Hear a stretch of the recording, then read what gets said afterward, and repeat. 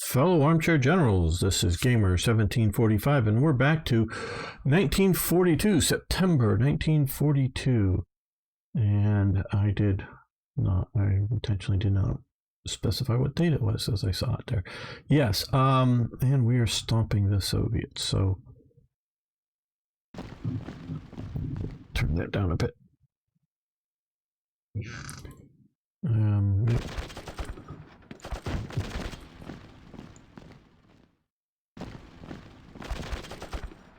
Wow, they somehow hold off that attack. Take that. Well, yeah, you come there and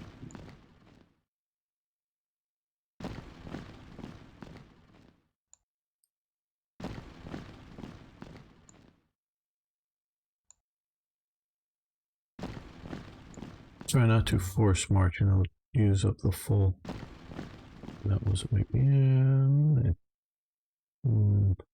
Do. Let's go north a bit. Just north up around there, I think.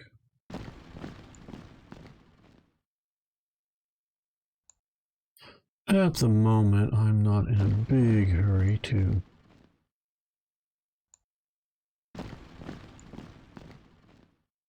get units west. Like I said before, I've been informed that if Soviets are doing bad, there very well may be a 1943 invasion. I saw this, and Finland low on manpower. Okay. Don't know what I'm supposed to do about it other than acknowledge it, you know, or whatever, but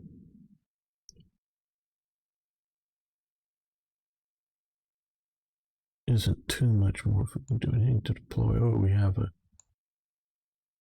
Panzer Grenadier or mechanized corps.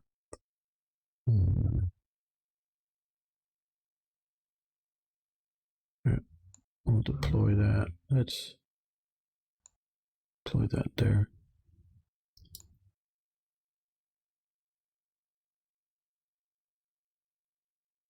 Italy, nope. September 29th. I knew there was one coming. Okay, we're dumping huge amounts into upkeep. Trying to, mentioning that, I think there's an air unit out here. Yeah, let's see about putting you on rails. Moving you back to Germany, maybe you'll get at least, yeah, back to here will be fine for the moment. All the way down at strength 8 out of 20.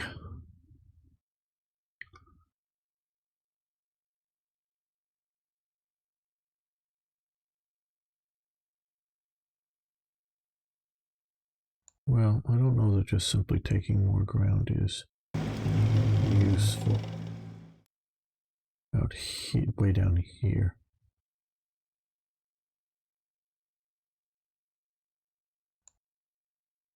That will be in supply next turn. For this turn, or however you want to say that.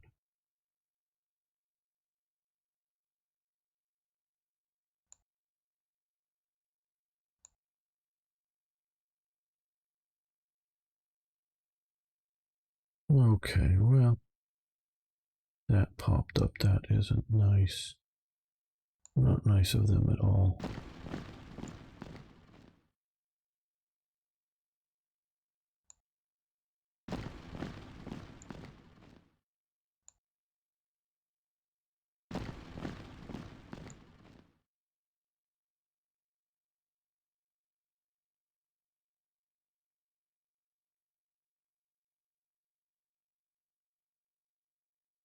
What the hell do I do with this unit? Romanian Alpine Corps. If I get it up here, these other Romanian Corps, there's its HQ, and let's move the HQ up. Maybe it'll help some supply situation. Do we really need it here? All those air units, I don't think they have any fuel or anything to do anything much with. So those are just overrun necessities. These other units may fight, but there's not many of them. And yeah, And it's a decent core.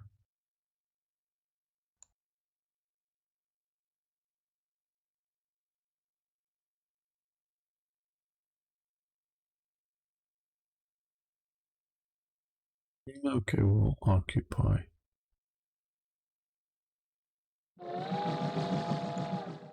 Yugoslavia, I know they are our ally, but just waiting for some event to happen that will be like, oh, yeah, I guess you can come out of Odessa and kill that unit. That would be nice. Go onto the railway, and of course, we occupied the Hex.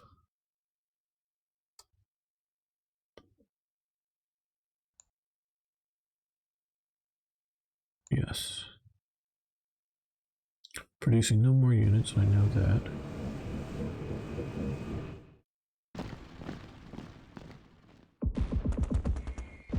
Down to there. Which cuts off a lot of supply, which is not nice. Yeah, lots of fleet, no supply. Oh, I got it. Oh, I haven't been paying attention, maybe out here. Yeah, oh, I have not been paying attention. Okay. Before we go completely Hunger Games on me. I've never seen that. I don't know exactly what that means. Other than some... You know, it's really interesting how... I don't know, because I'm sitting here thinking about this. Just a different dystopian future people see, I guess, than what I saw growing up. And in movies and how to deal with it. I was going to say the world they wish they lived in. Because I can probably say safely, you know, how a lot of people really wish they lived in The Handmaid's Tale because they want to fight the patriarchy. Not that they necessarily want The Handmaid's Tale, but they want to be in The Handmaid's Tale, whatever that is. Again, I've never read the book or seen the movie, the series, the whatever. It's not that they want that to actually be, but they want that to be the reality, I believe, and them to fight the system. So they see the system as the dystopian future. Or I guess the dystopian future I saw growing up on the movie, in the movies, was something like Mad Max, you know, post-apocalyptic, post-nuclear waste world, you know, of various types, and people trying to survive through that. So we saw that not civilization gone wrong, but the destruction of civilization and trying to survive through it. I remember one of my friends who may almost wanted something like that to happen, as long as somehow he had a supply of pot. So he wanted to be cruising the wildlands. At least this was his sort of daydream. Carrying his FR8, type of Mauser rifle, moving around from, you know, the wildlands, smoking his pot, fighting off whatever evil zombies or whatever that rovers or wild whatever. I don't know. I don't know that he really wanted that, but that was sort of his daydream thing or whatever. But I guess part of it is just our well, what's the fastest way to get back? Okay, maybe that way. Get into supply so that, yeah, okay, now we're actually back into supply.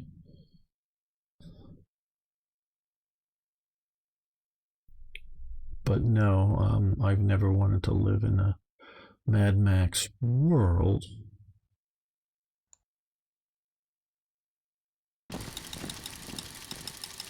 Okay, got rid of those guys. You can start heading back now. I guess you were just... I don't know, let's look at supply again here. Okay, here. Well, we're getting more and more of the railway done, so...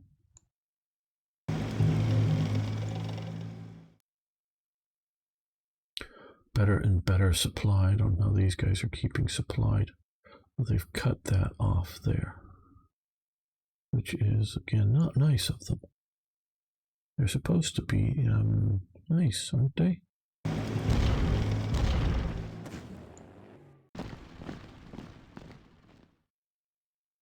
Let's move you up to here. I wanted to attack you when there wasn't a river crossing to deal with. Okay, well.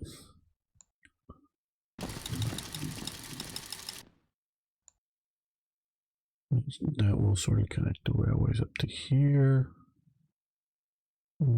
See again. Okay, we're getting some levels of supply. Need more. Need more.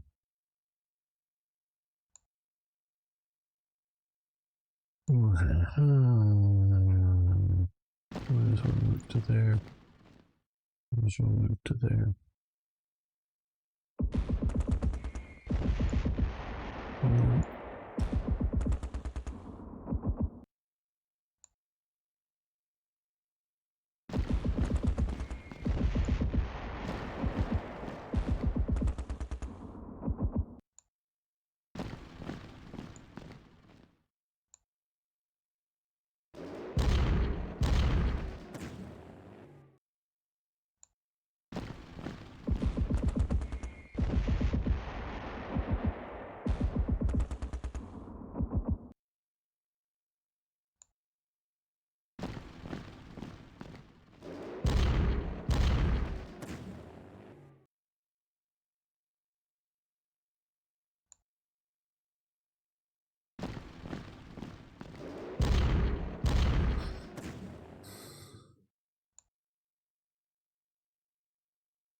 I'm not so sure I could have done that.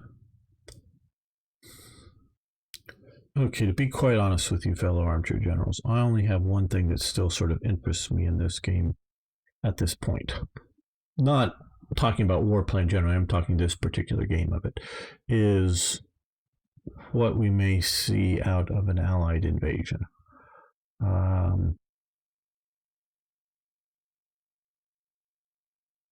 So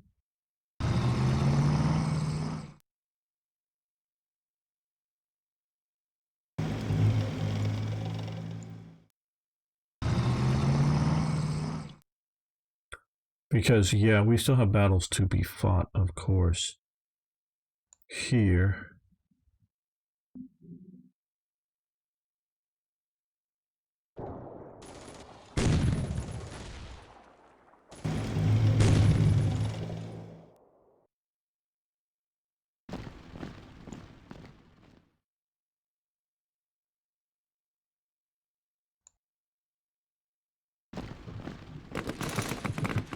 They surrender.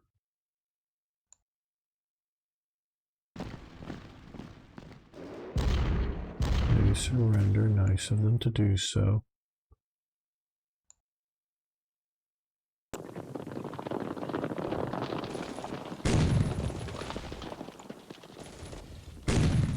They shatter. Again, very nice of them.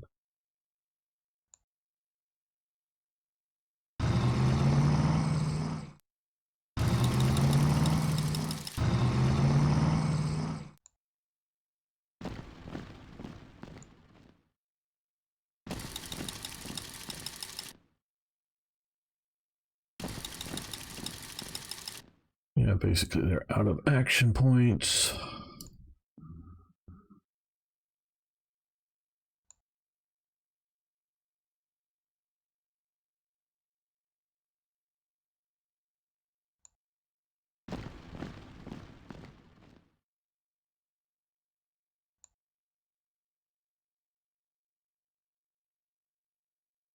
I'm just sort of reluctant to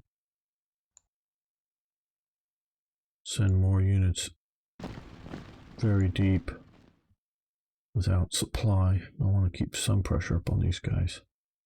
Getting Molotov was useful, I think. Cuts these guys off of supply more, you know, than everything might have had.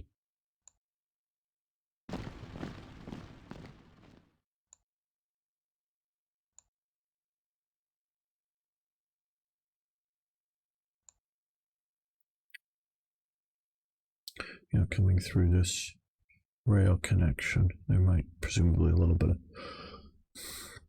supply coming around that way. Here, I don't know what or how they're supposedly supplied.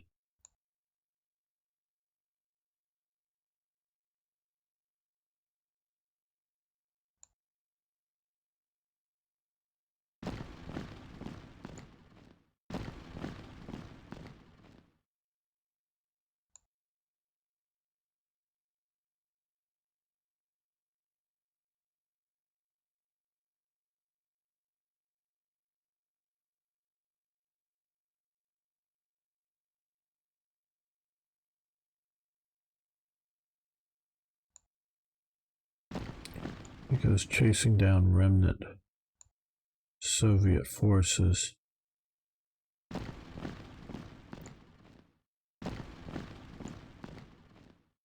might be necessary. I'm not looking at it as like, yay, fun.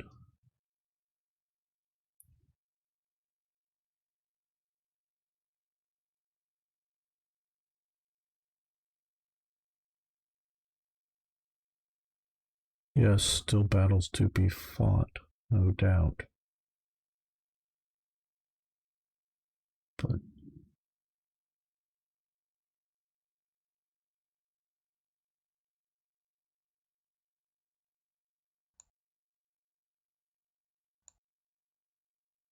okay, the 29th, what is it? Okay, the 25th, almost.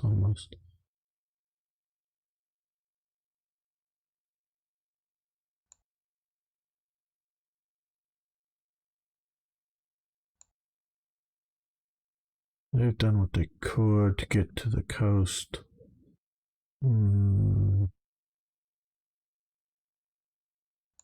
Okay, well, let's move up some air power.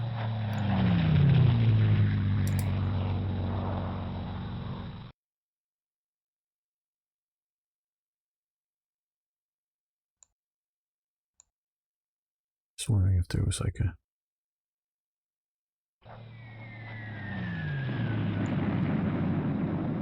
Oh, we'll leave him be.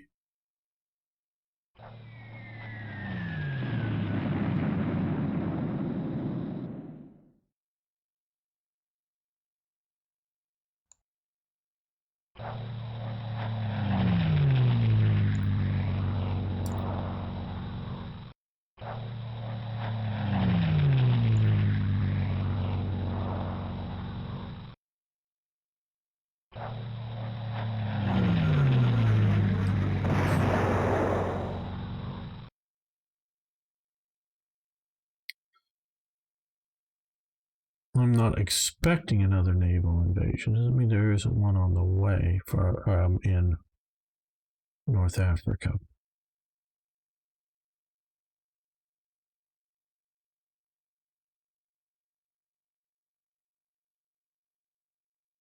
So right now, continue playing this.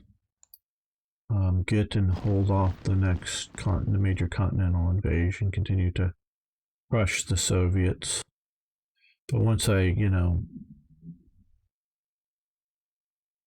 once I throw them out, I don't know. Well, let me know what you think. Is it worthy to do an invasion of Britain at this point? Because I guess I'm just not thinking in those terms. I'm thinking in the terms of defeat the Soviet Union, defeat the Allied invasions. Hey, you've won. Now, whether you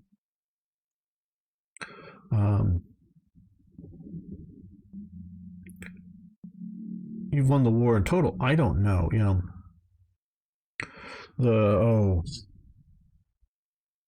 Was it the Casablanca conference or whatever that really put out the unconditional surrender of the Axis was the only option acceptable? They both in Germany and Japan paints them into a corner, because I know for a fact the Japanese want a war with China dig out a bunch of territory, whatever that means. Peking, some of up in the northeast of China, and go, okay, yeah, sign a peace agreement with Chiang Kai-shek that in real terms would last, I don't know, 5-10 years at least, and give Japan serious time to consolidate its control there, whether it's, if I was playing Hearts of Iron, I could zip over to the map there, whether it's giving the territory to Manchukuo, or whether it's sort of, it has a sort of a small Chinese little puppet state even at the start of the war, it isn't even that really. It's sort of an administrative zone in which some Chinese are participating in, or there's a sort of a Mongolian Manchukuo, Mongolian puppet state. Give what territory to what, not probably mostly not have it under any sort of like, hey, this is Japan, sort of like Korea was much more directly ruled. Now they were ruling over a minority in which had some status within the system, but not much status, and it was not set up as a this is just a Japanese protectorate for Korea. No, it was sort of direct rule, like Taiwan was direct rule, where Manchukuo, they were trying and did, I think, to some degrees, set up self-governing, and they were quite happy with a relatively well self-governing state, so long as it supplied what the Japanese needed, basically raw materials, and had that focus. So Japan definitely wanted a peace negotiations with nationalist China, with China, whatever you want to call it, and an end to the war without complete and total victory. Their plan was similar for the U.S. Crush the fleet in the big fleet battle, and then, come to the, obviously grab up, Singapore, the Philippines, Indonesia, which was, I would say, most everyone would agree, that was sort of their real target, the oil there. And grab up all of that, and then go, let's enter into peace negotiations, and what does it take for peace? They might have accepted returning the Philippines to the U.S. and Singapore, Malaya Peninsula to Britain. Oh, but they would have kept, Dutch East Indies as some sort of colony, like they'd taken over, though they hadn't gotten rid of the French entirely. They were still there. They were just sort of both there at the same time, both administrations, because the French administration continued to run in Indochina. They were mostly looking at military control there, and some resource exploitation, I'm sure. Big thing was in Indochina was to cut off the supply lines to China, of course. They were quite willing to say have colonies switch from European colonies to Japanese colonies. Whether they would have set up a puppet state like they did some other places, I don't know. But, there were some things I think, if they thought they had won, they would have been willing to, give up, and other things they would not have been willing to give up for a peace treaty, again, if they thought they had won. But basically once, the declaration, and I think it was Casablanca, but it was one of the joint things, that only unconditional surrender was going to be acceptable. So that just becomes unacceptable to too many Japanese, even if they had to sort of, bite the bullet. If you don't know what bite the bullet means, bullets used to be, they still are made out of lead, but they didn't have a copper coating on the outside of them. So they're sort of soft, and you'd put, like in the Civil War or before, put a bullet in somebody's mouth. So when you're sawing their leg off or you're gouging at them to try to get, do whatever sort of crude surgery they did without anesthetics and sort of bite into the soft lead to keep them from biting their tongue or something. But just an aside there. But just sort of go, yeah, okay, we lost. What's going to be the, agreement if they could go into negotiations, even on the losing side? I think Japan would have been more readily willing to do so than Hitler.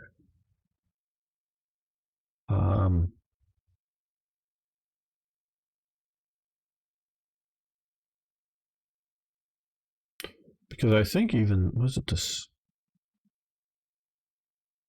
There was some offer or something in like 43, I think it was, that Ribbentrop asks Hitler if he can go to like Stockholm to negotiate with some sort of negotiations with the Soviets. Hitler refuses to allow him to do that. Why, I don't know. I honestly don't know why. Other than just Hitler being Hitler and his paranoia, megalomania, whatnot.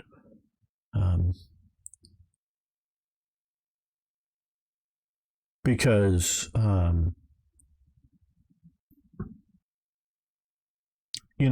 get the idea is, do soldiers want to fight and die for something that, they're just going to get negotiated away anyway? Yeah, I sort of get that kind of idea, but if, sort of secret negotiations go on, and whether they leaked or not or whatever, they could have even if they hadn't leaked, Ribbentrop could come back and, well, they wanted total German surrender and occupation, and they were blah, blah, just lie about what they were offering, no matter what the Allies said, just make up a big lie, and enough Germans would believe it. Try to make it a believable lie, but make it a lie nonetheless. And so you could have easily gone, yeah, not just weren't quite acceptable on where the border was going to be, because I totally get the idea in, say, 43 or something, Hitler in his mind at that time wouldn't go back to, say, before the start of Barbarossa. I think primarily because just give it enough time, Stalin would just start rolling again at some point. I think he believes that they would, so long, depending upon the conditions with the Allies. So, yeah, you've got some of this stuff going on. But with the Western Allies not willing to negotiate, puts Japan into a box pretty damn hard. And not that it shouldn't have done so.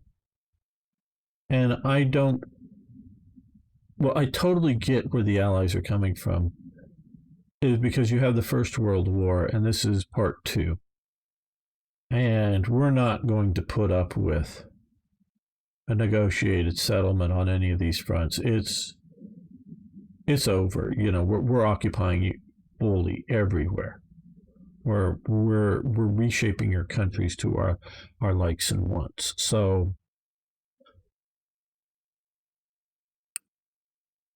that does that. Now, so here, but, if the Allies go, oh, well, we've invaded North Africa, and they squashed us, while they were still fighting in the Soviet Union. And then there's almost no fighting in the Soviet Union, or this, sitting out beyond the Urals, say, at some point in 43. We've invaded with, the best we could do, best humanly possible invasion, through 5 armored corps or whatever a shore equivalent in this game, and they get defeated. What would the Allies do then? With the America in the war, America is enough in the war that I think they could keep Britain itself from being occupied at all. There might be, if there's either total naval tonnage, which I don't know that the U.S. is going to accept at that point, or naval tonnage stationed in certain areas.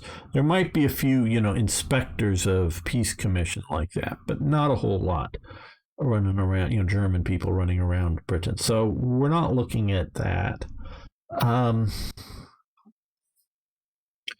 And what would the Allies be willing to give up to get at least a temporary peace to organize themselves up? I don't know. Because Germany unleashed on them is going to be damned hard to take out. It really is. That's, I love your guys' thoughts on this, but, let's just presume that this is sort of done at some point. And these, armored mech corps are back over here. And we built a few more infantry corps and whatnot. And we're controlling the Mediterranean effectively. So you can't just do various naval landings around here. So you have to, land out here or land out here, fight, struggle through primitive terrain with forces that are, aren't just immediately rushed down haphazardly while you're still fighting the main war in the Soviet Union. But strong forces are, able to be sent out here and down, to the south of Egypt. And if you're landing here, you've got to, come all the way across this desert, and they're supplying in through, the north here. Yeah, this is not the soft underbelly at that point. What could the Allies do? I don't know that it really matters. Maybe it does. If you can build 4-to-1 tanks or 6 or 8-to-1 tanks that Germany can do, because can you support those tanks to hit enough points to overwhelm the numbers? Because the idea is you come ashore with 4 armor corps, there's 10, 12 armor corps waiting for you, and pushing you back into the sea. So at the point of contact, the Germans outnumber you.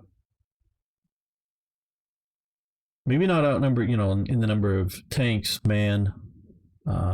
weapons, whatnot, but not necessarily outnumber you in total, but just have the ability to survive. And we can look back at Napoleon, and I often do this. That Britain is clearly unable to defeat Napoleon because they control the sea.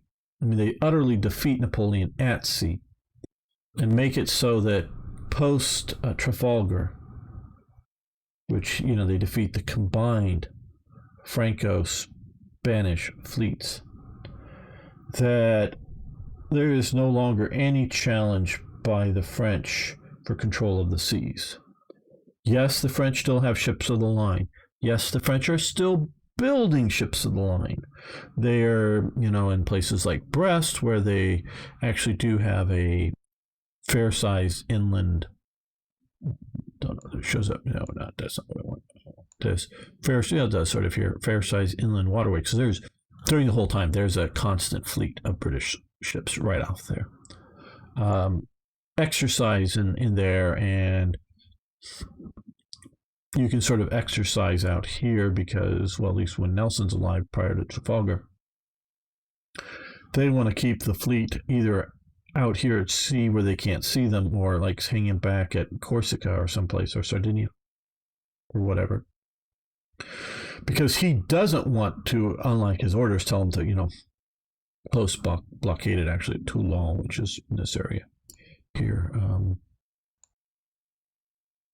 I guess this is Toulon here at the port. Okay, they're in Toulon, much bigger naval port than Marseille. These orders are to close blockade them, but he doesn't want to do that. He wants them to come out, and then he wants to crush them, defeat them. And he knows that even if his crushing of them is fairly costly, it's still going to be more costly to the French, in the sense that he knows his ships are better quality of crews, probably better quality of ships, though that could be debated. The French are actually made very good ships. British kept copying them and improving their designs based on the French. So the British had some technical advantages over the French in some ways, but too much to get into here now. But he knew that, we might lose a bunch of ships in sinking their fleet, but Britain had so many more ships and still the ability to build ships that even if you were trading one for one, Britain was going to win. And so he wanted to defeat the fleet to then be able to free up the Navy for strategic mobility, be able to do landings, whether they're permanent invasions or, hey, yeah, we come in somewhere, because you got to remember this is before railways, so you have a fleet out here with a big army, and then where is it going to land? Could land in Spain, could land in Italy, could land in the south of France, can, sail over here and land here and occupy it for a while, beat up on whatever, destroy whatever fortifications there are, and then sail away. If the big, huge column of French armies start marching your way, you can be out of there well before you're ever, trapped in there. And so, but the British are entirely unable to defeat Napoleon. It takes him charging his army out into Russia and have it starve and freeze to death for that to happen. Now, that happens because that army that marches into France is originally sort of called the Army of England, because it was going to be the invasion fleet, the invasion army of England, but it can't happen. So Napoleon sees his probably greatest instrument he's ever created, probably his greatest army he's ever created, because like the first army that he pushes into Italy during the Revolutionary period, they're just, barefoot soldiers marching very rapidly, aggressively, and he's leading them. They're not that good of an army. But by the time he's probably created the best military force in the world. And he wants to do something with it. And he knows sending it into Spain, sort of sending it into starvation quarters, starvation situations. But he thinks he can go and crush, was it Nicholas the First? But, he wins Borodino in some battles as well as that one, but he ends up, getting his army trapped in Moscow without any food or shelter, because they, destroy the food and burn a lot of the place down. So, forces him to retreat and killing off most of his army, and then, of course, you're able to take it. So, that's sort of what Hitler does, too, is destroy his army by invading the Soviet Union with it. But could the Allies have come in? I'm trying to keep nukes out of this. Yeah, I can see them maybe. Because they could fight their way into the Mediterranean, maybe. That's, again, where I think I would do so. Because I don't know if landing just too much interior lines with railways, and if you can concentrate all of your air power in Western Europe and no longer have to worry about the Soviet Union, and the ability to set up aircraft factories, east of Warsaw somewhere, out, Königsberg or wherever that, it's a long haul for them to bomb like Berlin and Dresden and whatnot. I'm not saying they can't get to places like Breslau, which was a significantly industrialized city, but nothing like some of the great industrialized cities in the West. But Breslau untouched doesn't mean Germany wins. But if Germany's able to build factories, out of the touch of massive, not that you can't fly a few bombers out there, you probably could, especially if you're looking at some of the ones that they used against Japan. But it's going to start, being more and more costly and carrying fewer bombs, because you got to carry more fuel, so later bomb loads. So I don't know that they could, though. But once you get the Mediterranean, then you have the ability to attack in many places and not just along here. Plus, of course, you can secure places like Cyprus and Crete and Sicily to then bomb places, deep in the interior as well. Because if you can't get to Ploetz, you can't cut their oil off. If you can't, if they're controlling down here, you can't get to these fields, which would have been a difficulty in reactivating them for Germany, but they could have done it. So what's your thought on it? So yeah, we're going to continue the series, definitely, because I want to see about a counter invasion. But is it worth, after that counter invasion, to try to take Britain? No, I really don't think, unless there's so many of you who really want to watch it, and then I will. But actually watching it. Don't just tell me you want to watch me invade the U.S. You've got to actually get people watching this for me to do that. Normally by that time, the viewership, at least on Hearts of Iron 4, is falling off greatly. It's going good for, up until the invasion of England, and once you get England, it's sort of like, sort of the diehards are still around, but nobody else is. But so, I don't know. Let me know if you think invading England at some point is a good idea in this game. Well, thanks so much for listening to me talk on about history and what ifs and whatnot. Give it a like, tell a friend, post a comment like I've been saying, whether you think I should go into Britain or not, or whether you think the Western Allies could defeat Germany. We're not talking nukes. Non-nuke defeat of Germany